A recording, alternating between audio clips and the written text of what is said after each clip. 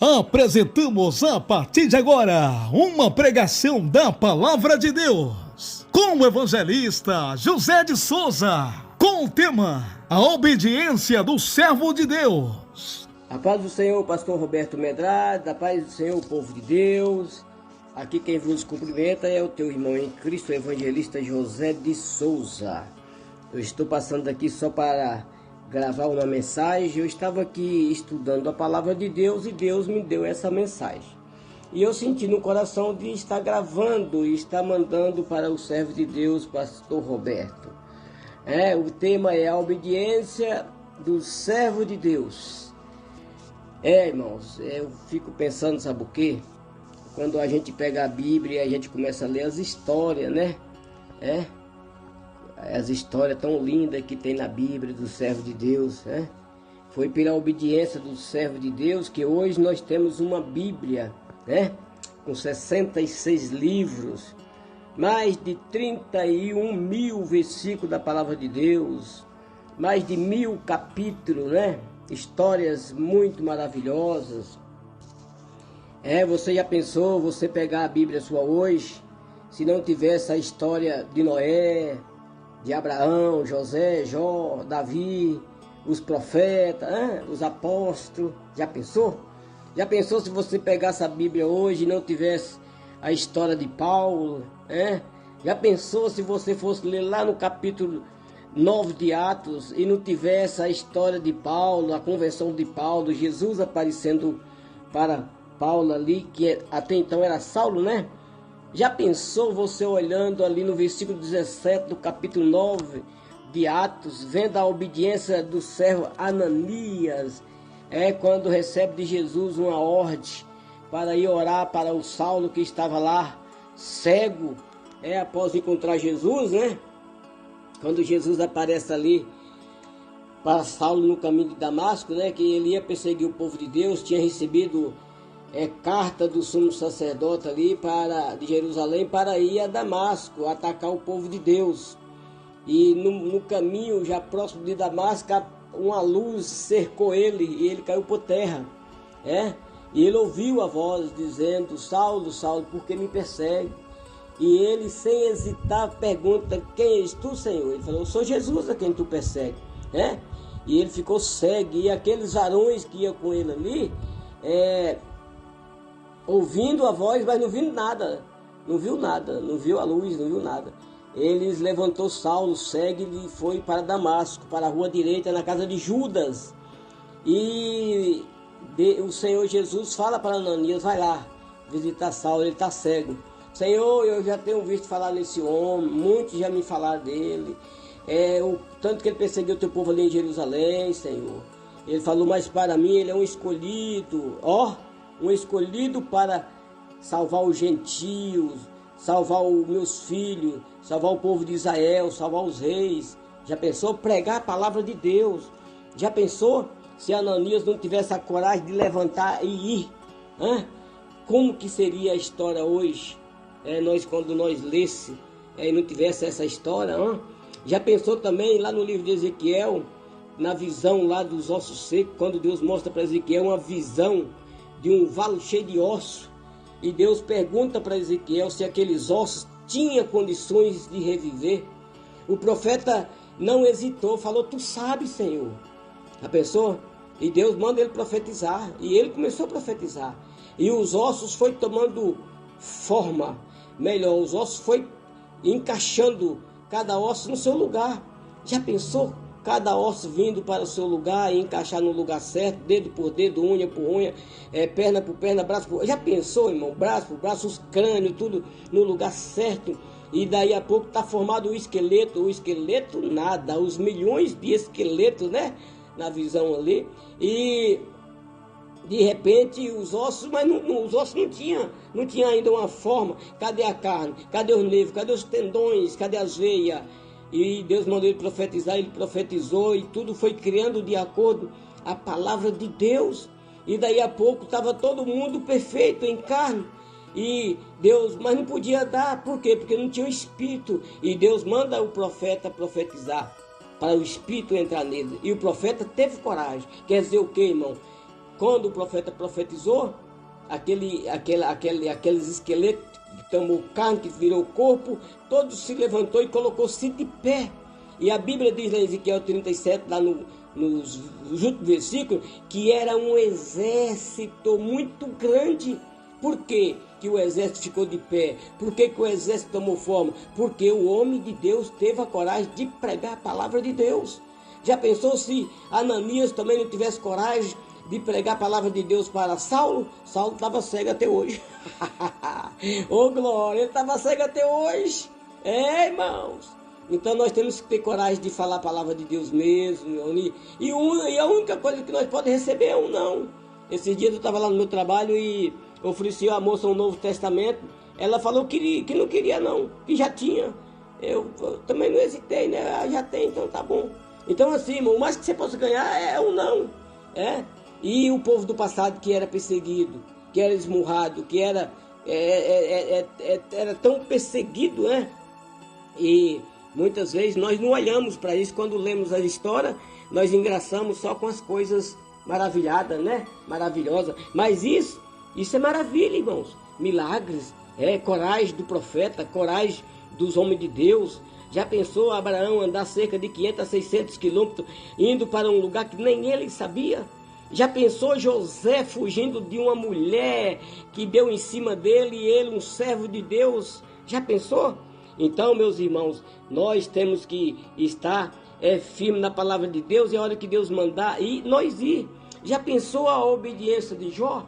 Já pensou Jó perder a sua família, a sua fazenda, a sua fortuna, de uma hora para outra, e mesmo assim ele não blasfemar em Deus? A Bíblia diz que Jó era o maior homem do Oriente. Quer dizer, o maior homem está falando de quem? Em riqueza, em poder, em autoridade. Era um grande um servo de Deus. Mas Jó perdeu tudo de uma hora para outra, e Jó não blasfemou de Deus. Perdeu tudo. Mas daí a pouco Deus começa a restaurar Jó. Começa a restaurar a família de Jó, da outra família. E Jó teve tudo em dobro. Já pensou? Então o que eu quero que você entenda aqui, que não é que Deus quer dar para você as coisas boas em dobro, não. É que a nossa obediência vai levar para nós a um lugar além de um dobro, uma eternidade com Deus. Mas você já pensou você pegar a Bíblia e não ter a história de Jesus Cristo? Você já pensou, irmão? É isso que eu quero falar um pouco, da história de Jesus Cristo, o nosso herói, o nosso rei, o nosso Senhor. Foi o maior espetáculo da época, irmão. Foi a morte de Jesus Cristo, Mas Jesus Cristo, olha bem, eu penso, irmãos. Não está na Bíblia, mas eu penso. Eu penso que Jesus lá no céu, ao lado de Deus, E de repente Deus lhe chama, filho, eu preciso falar contigo, filho. Eu preciso falar contigo. Você pode fazer uma obra extraordinária para mim? Eu tenho uma obra para você fazer extraordinária. É grande demais. Eu imagino Jesus dizendo: pode contar comigo, papai. E aí Deus lhe fala: filho, mas a obra lá é difícil de fazer. A obra lá é muito árdua. Mas Jesus não rejeita. Pode contar comigo, papai, eu irei fazer. E Jesus desceu, irmão. Desceu aqui na terra, nasceu de uma mulher. Já de cara foi rejeitado, foi desaprovado pela humanidade, Ele chegou, quando ele nasceu naquela cidade lá de Belém, a cidade estava em um alvoroço, por causa que estava resistindo o povo, fazendo um registro ali, e todos tinham que comparecer na cidade para fazer um registro ali, para colocar no censo lá do rei, para saber o número do povo de Israel. E quando Jesus, José e Maria vai para a cidade, deu os dias de Jesus nascer. E Jesus nasceu ali. Aonde? Em um curral de animal, em uma manjedoura, lugar rejeitado, lugar pobre. Por quê? Porque as hospedagens já estavam tudo cheias, Os locais que atendia naquele tempo, que hospedava, certamente já estava tudo cheio. Jesus nasceu aonde? Em uma manjedoura, lugar rejeitado, lugar que ninguém queria nem entrar. Quanto mais ficar lá por alguns tempos, que foi o que aconteceu com Maria e José, enquanto ela se recuperava do resguardo. Eu creio que ele ficou ali. A Bíblia não fala quantos dias ele ficou ali. Mas olha bem, Jesus já foi rejeitado ali. no nascer. Não teve aonde, não teve quem recebesse. Já pensou, podia ter uma família ali para receber. Não, aqui minha casa aqui, ó, tem um espacinho aqui, você podia ficar aqui. Não, mas não apareceu ninguém para oferecer uma pousada para Maria, para José e para o menino Jesus. Então Jesus já foi rejeitado desde o seu nascimento. Escuta. Deus pode contar com você? Será que Deus pode contar com você? Pode. Olha bem para você ver. Jesus disse para Deus, no meu pensamento, pode contar comigo, papai? E o pai contou com ele e mandou ele para vir para fazer essa obra. E que obra era essa, irmão José de Souza? Jesus veio, irmão, só para salvar aqueles que aceitar o plano de salvação de Deus.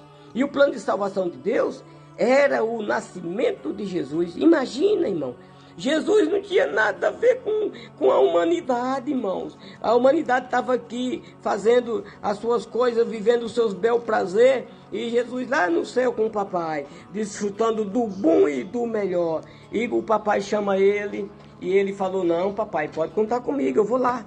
Isso eu imagino, irmão? Isso eu imagino que ele falou. E ele veio e fez a obra aqui, ó, uma obra maravilhosa, uma obra gloriosa, mas foi árdua para ele. Igual eu falei, ele nasceu, já foi rejeitado.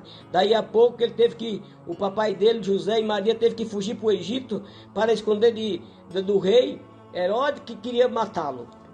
Mas daí a pouco, depois que Herodes e os seus morreu, os que queria matar, morreu. Aí José e Maria e Jesus voltou, entendeu?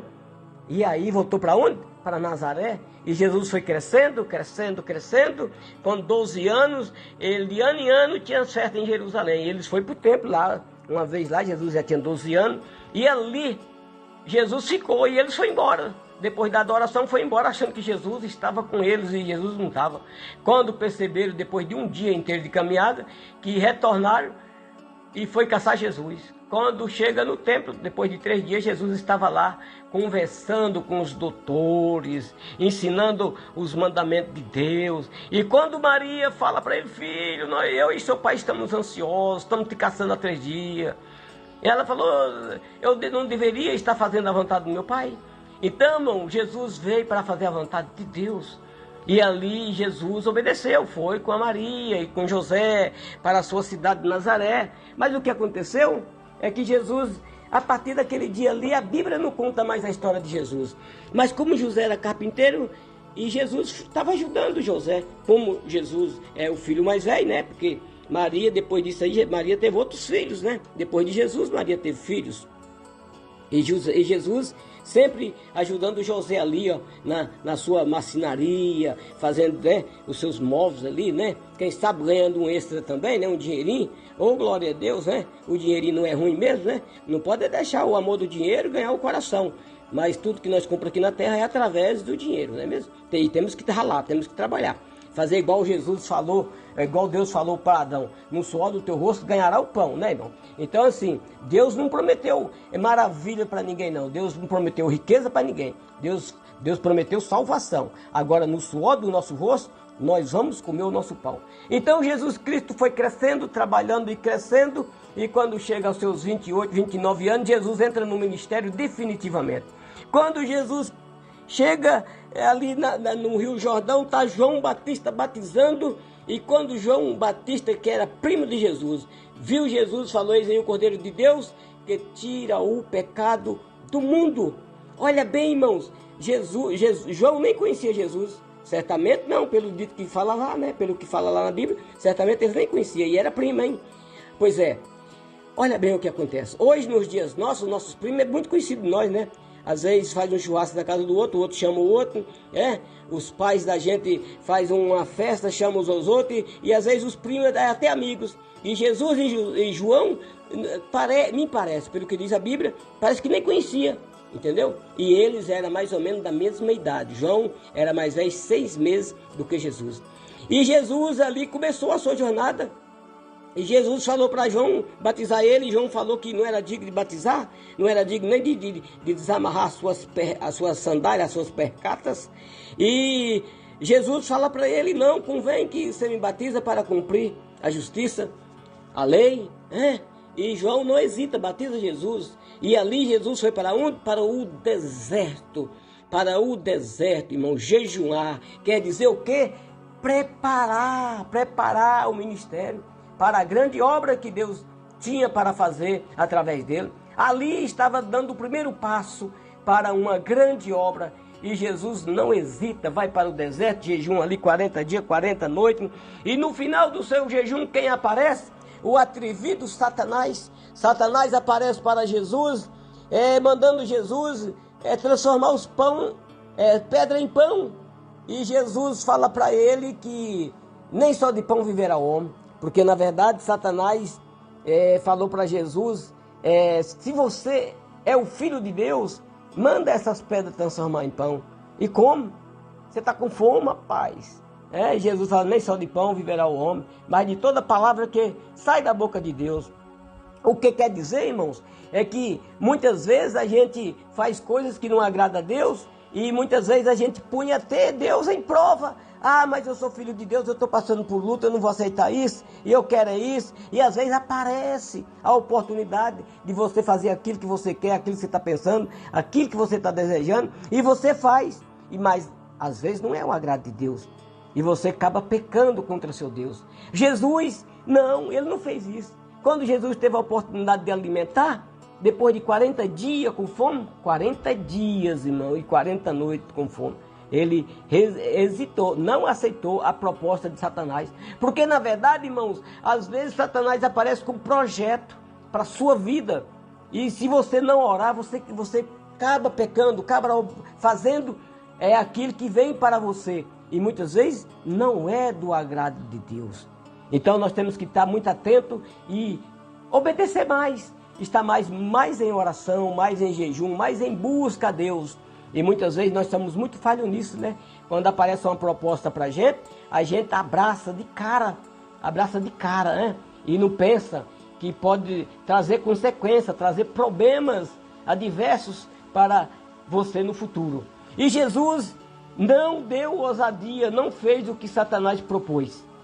E Satanás não hesitou, levou Jesus para a cidade, e lá na cidade colocou Jesus no pináculo da igreja, lá em cima, e falou, pula daí, que aqui embaixo estão os seus anjos, com as mãos estendidas para você não tropeçar em pedra. Satanás, irmão, usou a própria Bíblia, Salmo 91, lá no versículo, eu não me lembro o versículo, mas no Salmo 91, onde diz que os anjos não deixará você tropeçar em pedra. E Jesus falou, não tentará o Senhor teu Deus. Não tentará o Senhor teu Deus. Satanás não hesitou, levou Jesus para um lugar deserto, de um monte muito alto, e lá de cima ele viu uma grande região, uma grande área, porque do lugar alto você vê muito longe. E Satanás falou para Jesus, está vendo tudo isso aqui? Isso aqui é meu, e eu dou para quem eu quero, e se você prostrar e me adorar, eu darei para você. E o Senhor Jesus falou, Satanás, adorará só o Senhor teu Deus.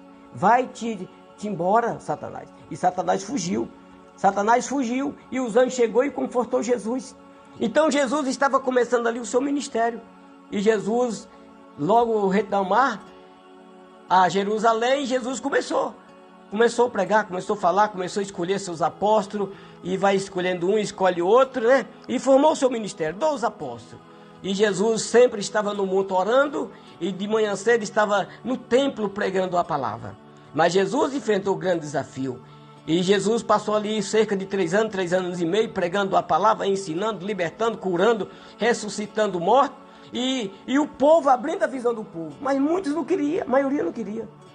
Teve os fariseus lá, que era religioso na época, cheio de preconceito, cheio de detalhe, mas não quis a verdadeira doutrina. É o que estamos vivendo hoje. Muitos crentes cheios de detalhe, muitos crentes cheios de religião, mas não está cheio do Espírito de Deus. Muitos crentes que tem tudo, mas não tem o Espírito Santo. As igrejas de hoje, muitas vezes elas, as catedrais, são igrejas muito grandes, que cabem muitos mil membros. Tem muitas coisas bonitas, instrumento bom, microfones bom, o som afiado, tem tudo. Mas não tem Jesus Cristo, não tem o Espírito Santo, está vazio, está oco. Tem tudo, mas não tem o dom da obra. Então, meus irmãos, Jesus continuou fazendo a obra, era no jardim orando e era de manhã no templo pregando e o povo sempre rejeitando. E o que acontece? Jesus Cristo um dia estava no Getsêmani, depois de fazer uma ceia, ele falou que Satanás tinha entrado em Judas e mandou Judas fazer o que ele tinha para fazer. E Judas fugiu e foi entregar Jesus Cristo para os sacerdotes, para o povo, perseguir Jesus, matar Jesus. Mas o povo, na verdade, eu acho que não queria nem matar Jesus, queria era fazer Jesus sofrer. Satanás queria era o sofrimento de Jesus para Jesus pecar, porque não é importante a pessoa morrer, entendeu? O importante é a pessoa pecar. Para Satanás, o que é importante é a pessoa pecar, não é a pessoa morrer. A morte não é o tão edificante. O edificante é a pessoa pecar para depois morrer no pecado. E Jesus Cristo está no Getsêmani, depois da ceia foi para o Getsêmani orar e mandou os discípulos orar, mas os discípulos estavam cheios de sono. Quer dizer, sono não era sono físico, era sono espiritual. E o sono espiritual causa a canseira física, causa o problema físico e a pessoa se distancia de Deus. E ali estavam os apóstolos, irmão. Quem era? Os apóstolos. João, Pedro, Tiago e quem sabe os demais outros apóstolos. Porque ele deixou um grupo mais distante e levou Pedro, João e Tiago para próximo de ti. De cerca de 20 metros, 30 metros. Ele falou, fica aqui e vem lá comigo. E Jesus foi mais na frente orar. Depois de uma oração, Jesus voltou. Os apóstolos estavam dormindo, cansaço espiritual. E Jesus chamou eles e voltou, foi orar de novo. Depois voltou e estava dormindo de novo. Falou, não pode vigiar nem uma hora comigo. E quando Jesus está falando ali, irmão, chega quem? Depois da terceira vez, né? Chega Judas e aquela tropa de malvado para prender Jesus. E prendeu Jesus, levou Jesus para o sumo sacerdote. O sumo sacerdote levou para Herodes, Herodes levou para o outro lá, o outro governador lá, que estava em Jerusalém, e Pilatos, e ali começou a baixaria contra o nosso Senhor Jesus Cristo. Esmurrando Jesus, fazendo coroa de espinho, colocando na cabeça de Jesus, mandando Jesus profetizar. Quem te bateu? O cara deu um murro lá em Jesus e ainda falou, profetiza, quem te bateu? E Jesus começou, irmão, a ser humilhado, esmurrado, espancado. Seu sangue começou a descer. Ali a hora que botou a coroa, eu acredito que sangue começou a descer da sua cabeça, né? Mas Jesus não desanimou, ficou firme. Daí a pouco, Pedro nega Jesus. Pedro já tinha negado Jesus, na verdade, né? Daí a pouco o galo canta e Pedro lembra do que Jesus falou. E Pedro certamente reconciliou, né? Pedro até aquele momento, na verdade, não era um cristão convertido. E Jesus fala isso lá em Lucas 22, 32. Quando tu converter, vai e conta para os teus irmãos. Para os teus irmãos, né? Quer dizer, para a igreja. Então, irmão, Satanás sabia que Pedro ia ser um grande homem de Deus, ia ser um grande apóstolo. É por isso que Satanás queria peneirar Pedro, é por isso que Satanás queria destruir a vida espiritual de Pedro. E Jesus passou pelo julgamento, foi entregue para a multidão, depois de Herodes insistir muito com o povo não quis nem saber. Soltou o ladrão, soltou o bandido, irmão. É assim, a lei de hoje é essa. A lei humana é essa, solta o bandido, solta o ladrão, solta o criminoso, mas o justo, por qualquer coisa, vai ser preso. Você falar uma palavra errada aí, meu irmão, e se as autoridades achar por bem te julgar, vai te julgar e vai te prender. Então temos que tomar cuidado até no que fala. A política não é o nosso ramo, não. O nosso ramo é Jesus. E se não é o nosso ramo, não adianta nem nós falar quem é bom e quem é ruim. Nenhum presta. Na verdade é isso. Não é porque a pessoa não presta, é porque Satanás corrompeu essa política de hoje. Aí está corrompida. Então é bom nem falar nisso aí. Larga esse povo para lá. E vamos, se tiver oportunidade, vamos falar que Jesus salva, que Jesus liberta, que Jesus cura e que Jesus transforma. Jesus derramou seu sangue, irmão. Jesus estava sendo entregue ali para aquele povo ali, para aquela multidão ali. E Jesus foi entregue e Jesus não rejeitou, obedeceu o Pai, a ordem do Pai. Já pensou se você ler de Mateus 26 até o 28, lá você vai ver. É só sangue, só espancamento na vida de Jesus. E levou Jesus para a cruz, morrendo, sendo crucificado como um bandido, mas Jesus não desanimou. Na cruz apareceu ali 2 ladrões que foi crucificado também, um à direita e outro à esquerda. E lá na última hora, um deles olhou e viu que Jesus era inocente. E enquanto o outro blasfemava, criticava, zumbava, escarnecia, o outro falou: nem assim você teme a Deus? Nós estamos aqui porque nós merecemos. Os nossos atos diz que nós temos que ser condenados, mas esse homem aí é justo. E olhou para Jesus e falou: Senhor, quando tu estiver no teu reino, lembra-te de mim. Jesus olhando para ele: hoje mesmo eu estou no paraíso e você estará comigo. Isso é lá Lucas 23, 43, parece, se não me falha a memória. Então, irmão, Jesus não desistiu. E Jesus derramou o seu sangue libertador, purificador. Lá em João, na primeira carta de João, no capítulo 1, versículo 7, diz assim: o sangue de Jesus Cristo purifica de todo pecado. Então, meu irmão, se você quer ser salvo, aceita Jesus como teu Salvador. Se você quer ser liberto, aceita Jesus como seu Senhor. Se você quer ser purificado, aceita o sangue de Jesus lhe banhar, lhe lavar, lhe purificar. E fica firme, estudando a palavra de Deus todos os dias, orando a Deus e pedindo a Deus misericórdia, pedindo a Deus ajuda, pedindo ao Senhor: Senhor, compadece-te de mim, me ajuda, perdoa meus pecados. Porque só Jesus perdoa pecado, é o Filho do homem que perdoa pecado. Mas o povo daquela época não entendia e matou Jesus. Matou Jesus. E o povo de hoje entende a Bíblia, tem a Bíblia e continua matando Jesus, continua pecando contra Jesus e tendo conhecimento. Naquele tempo não tinha Bíblia, naquele tempo não tinha igreja, naquele tempo não tinha os templos que nós temos hoje. E o povo mandou matar Jesus. Uma pequena parte obedeceu. E hoje, irmão, continua do mesmo jeito. Uma pequena parte está obedecendo. Mas aqueles que estão em catedrais, igreja grande, ouvindo os pastores de teologia, pastores formados, não quer mais pregar a palavra de Deus como ela é. Não considera e nem respeita mais o Senhor Jesus como Senhor e Salvador. E não quer obedecer os mandamentos. Não quer obedecer. Quer viver nos seus bel prazer, na riqueza. Quer ser pastor, fundar ministério, para ter, irmão, para ter mordomia, para ter riqueza.